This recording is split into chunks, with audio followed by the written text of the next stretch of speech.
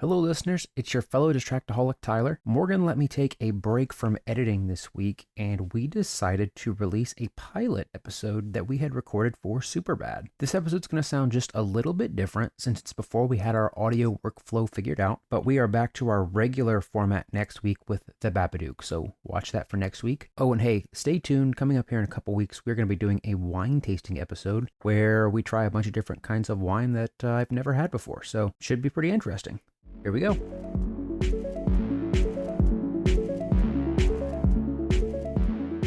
Next up, we have Superbad. High school seniors Seth and Evan have high hopes for a graduation party. The codependent teens plan to score booze and babes so they can become part of the in crowd. But things don't go exactly as planned. This came out in August of 2007. That puts me at a freshman in high school. Morgan, that puts you where? A junior in high school. This made me feel old. Yeah, definitely. So here are our characters. We've got Seth, played by Jonah Hill, and I believe this is Jonah Hill's breakout role. Jonah was 23 when this was filmed. Evan I never would have guessed that. I know. He actually looks really young. He always looks so young. Evan, played by Michael Cera. Tyler's favorite actor.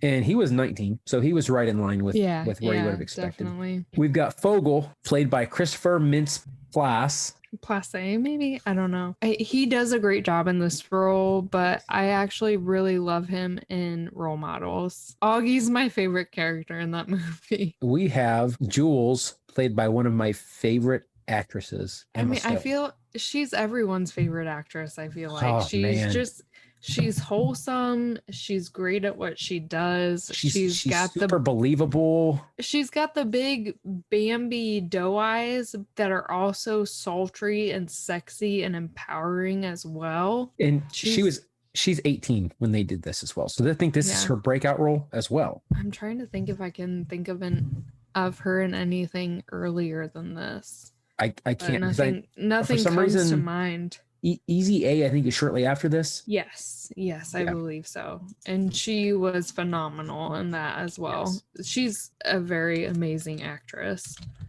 We have Becca, played by Martha McIsaac. And I believe I read she was 18 when they filmed this as well. And then we have our two police officers, Slater and Michaels, which are played by Bill Hader and Seth Rogen. And just for future reference, I think Bill Hader is much funnier than Seth Rogen. Oh, 100%. And I feel like he can play different roles extremely well. For example, he is in It, the remake of It. And I feel like he does a really good job in that role. He can play serious roles as well as comedy roles. And I feel like Seth Rogen constantly plays an idiot in every single role that he's in. But that's just my 2 cents. I have this movie on a physical media. Morgan, where'd you watch this? I watched this on Netflix.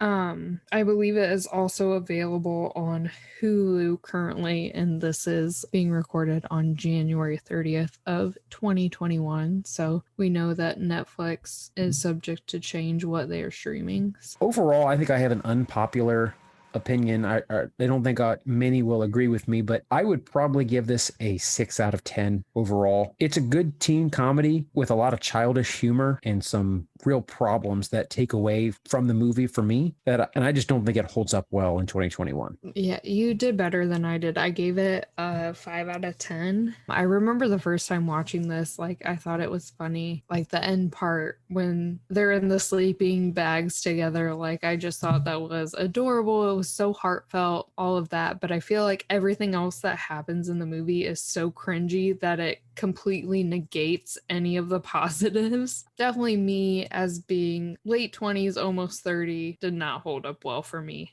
at all, as opposed to 16-year-old, 17-year-old me watching it. Let's jump into some fun facts about this movie. 186. I don't know what you're getting at with that. You said it in the notes and I looked at it and I'm like, okay. 186. 186 watts. What is 186? The number of times the word is said in this film. Okay, hold that thought, because I have a fun fact for you. Jonah Hill actually holds the record for the amount of times is said in any actor's career. Suck it, Samuel L. Jackson, because I totally thought it was going to be him. Between Wolf of Wall Street and this, he might always hold it. Yes. And that's, I actually got that information from the History of Curse Words on Netflix, where Nicolas Cage goes through and he's the host, kind of going through the curse words and their meanings and everything. And we find out that Jonah Hill holds this record of saying "f*** the most times in his acting career, which I'm so disappointed. I thought it was going to be Samuel L. Jackson, and when they said this, I think he was like 5th or something. I was really shocked. Yeah, it's all right. This one movie pumps it way up. I think someone said it worked out to 1.6 times per minute or something like that. It's insane. I support that. I think should be in every vocabulary because it can be used as a descriptive word, it can be used as an action, it can be used as a pronoun, Mr. I don't know. It can just be used as so many different things. I think it should be acceptable to use the word in everyday activity. So another fun fact, and maybe explains the entire movie. The first draft of this movie was written when Seth Rogen was just 13 years old. They didn't finish it until they were 18, but that explains a lot of the childish humor that's in this film. Yeah, I definitely think it explains the immaturity of multiple scenes that we'll get into later on. But yeah, I could definitely see how a 13-year-old mind would think of things as opposed to someone who's more mature, has more life experience, that type of thing. So if he started writing this when he was 13, good on him. But I really don't think as an actor or a writer, producer, director, whatever he does, Seth Rogen really hasn't evolved as a person since he was 13 years old. Also, another interesting thing, and I didn't realize this, I saw it in trivia. Danny McBride is actually in the background of the period blood scene. And this is before he had really had his big breakouts. Now, when you watch it, you'll see it back there. But I did not notice it. I had seen that in the trivia before I watched it, and then I noticed. Last fun fact here. So because the actor that plays Fogel was underage at the time, he was just 17, which is the reason I went through their ages. The sex scene that they film was one of the most scrutinized scenes in the entire movie, which is funny for this movie. Interesting. There could be no grinding or gyrating. What a tricky scene to film. Well, not only that, and I feel like that is so hypocritical with the entire film basis. Right. Because I mean, the whole premise of the film is that they're 17, maybe 18. I mean, as a high school senior, I was 17. So it's interesting how they're actually approaching the concept of underage sex versus how in real life they were approaching it as well. That's very interesting that it was a tricky scene for them to film. So let's get into the things we liked about this film. Right off the bat, Seth goes into this discussion about which porn site he should subscribe to when he goes off to college. And he starts to go into all these thoughts about what certain sites have and the variety and all that. And then Evan gets in the car and says, well, you got to pick one with an indescript name that when it shows up on the bill, they won't know. And I loved the amount of thought that went into picking a porn site for college. I don't know. It was funny to me. And I think we should give props to porn sites for the amount of creativity that goes into their different names to be cohesive with the topics that they are exploiting or exploring. I mean, my hat is off to them for the amount of creativity that goes into porn, because my little naive mind does not work that way. And my first thought on this rewatch was, who the pays for porn? Who does that? Then he goes into he's describing Jules and her ex-boyfriends, which is Emma Stone's character. And he makes one of my favorite comments, and I have to start quoting it more and more. Describes one of her boyfriends as the sweetest guys ever, and then says, and I quote, "Have you ever stared into his eyes? It's like the first time I heard the Beatles." And I laughed hysterically. That quote is probably one of my favorites in the entire movie, just because not only it's such a profound and heartfelt quote, but he makes it and is completely unapologetic to it. Like, he doesn't care how unmanly it makes him sound. He sincerely means it, that he looked into that man's eyes and he heard the Beatles sing, and it was beautiful. I love the scene in the liquor store. Seth has to go in and try to buy alcohol. They don't believe the fake ID is going to work because it says McLovin. It has one name on it. So Seth's browsing through the liquor store, looking at everything, and all these scenarios are running through his head of what could happen when he goes to try to check out with this booze. And I loved it because that's exactly how my brain works. I'm always like, all right, what's going to happen? What's going to happen? What's going to happen? And it's so exhausting. And I related so much to his character there. That was definitely one of my favorite parts of the movie as well. That part, and also the part when Jonah Hill smacks into Emma Stone's head during the party that they finally make it to, just because Emma Stone delivers her line after that so incredibly perfect that you think he actually literally smacked her in the head. She does an amazing job at that point. But yeah, him running through the different scenarios, I honestly did think that was funny. From the old lady being hit in the head to the old lady at the end saying, "Have a good time fucking Jules." Yeah. Like, that was genuinely funny to me, even though I found a lot of the other humor in the movie not as enticing. That did make me laugh a lot. Morgan, there's a MySpace reference in here, and that's a reference that the kids are not going to get. No, and it's actually funny that we watched this because I want to say it was probably a month ago, a group of us on Discord were talking about our previous MySpace pages that we would have had growing up. We're all about the same age, our late 20s, early 30s, and we were all trying to get access to our old MySpace accounts. And so it's interesting that this topic came up in this movie, just because I had tried to access my old MySpace account, and for the life of me I can't remember what my username or password would be, but when I did search for my name, I was able to find like my old profile pic in the actual profile. I just can't click on it to access it. So that was kind of a nice blast from the past that, like you said, kids aren't going to be able to experience today. Did you have a MySpace page? I absolutely had a MySpace page, and I'm now going to try to log into it. I actually wasn't even interested until you just said that. So after they finally get to the party, which takes forever, it seems like. I feel like it's so drug out how long it takes them to get to this fucking party. So all these things go wrong and they meet all these people, blah, blah, blah. It feels too unrealistic. But after we finally get there, Evan starts to talk to Becca, and Becca is just trashed. She's very drunk, and she is making some very aggressive advances towards Evan. And the advice he gets from one of Becca's friends is, well, you should get drunk too, because he doesn't want to take advantage of her. So he tries, and I believe he goes and hides in the bathroom and tries to chug this alcohol. But when he finally goes back out to see Becca and they go up to the bedroom, eventually, I mean, he does it in a very awkward way. It's very funny, but he stops all of Becca's advances because he has genuine feelings for her. And I really admire that he didn't want to be her drunken mistake, because again, he had those feelings. And I really admired that about Evan's character. Yeah, it was so cringy for me when the friend was like, well, it doesn't count if you're drunk too.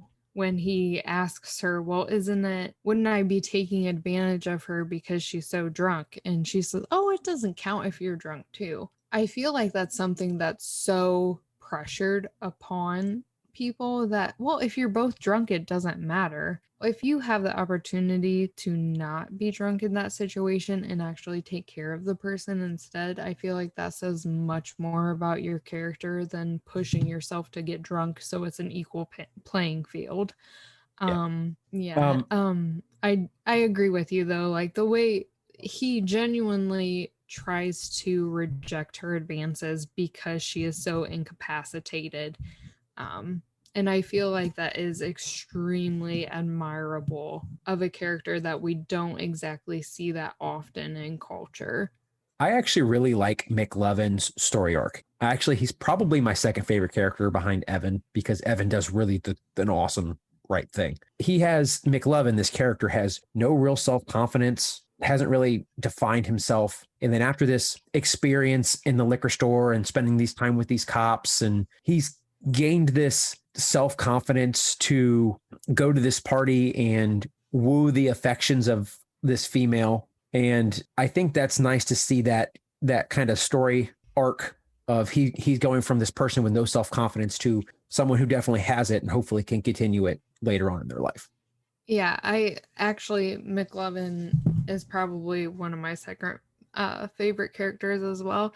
I'm really impartial to Jules. I don't know if it's because I relate to her, and I guess I respect the fact that she chose not to drink, that she doesn't drink, but she's still considered someone who's cool. I would probably say she's probably my favorite character, but maybe also it's just because I like Emma Stone as well. But McLovin is probably my favorite second to her because he does such a good job. Christopher Mintz-Plasse, the actor, does such a good job enveloping that character and that kind of sense of awkwardness and what it is to be weird in high school and trying to fit in. And then you have people accepting you, and even though they know you're not what you seem to be, you still overcome the odds and, like you said, kind of self-actualize themselves. But yeah, I did like his character as well. So, as you mentioned earlier, I really like that moment of vulnerability in the basement after all this whole night's gone down. They're both, Seth and Evan are very intoxicated. And I don't know why it takes men, as I put air quotes around men, to be drunk to tell people how they really feel about each other and express love and affection. But I love that moment of vulnerability where they tell each other how much they love each other and how much they care about each other. And I think throughout the movie, you see a lot of that toxic male masculinity, like you were talking about. I'm glad that we see kind of the reversal of that they could be open and honest with each other. I didn't like that they had to be drunk to do it, but I did like to see it. I agree with that as well. And I do appreciate, like, you. I know you are not afraid to tell people that you love them, my husband included. And I appreciate that. I was always raised with that. Like, my dad is the type of person, like, he will, if he loves someone, he will tell someone that. And that's what I've always grown up with as being what masculinity would be. It's so pressured in our culture that men don't tell each other that they love each other. And I don't understand that, because girls are constantly telling each other that they love each other. I mean, every time I get off the phone with one of my best friends, it's always, I love you, I'll talk to you later. Like, it's just something that's so embedded in something that you do. And I don't feel it's the same way with men. And I think that it should be, because you should feel comfortable with saying something if you mean it.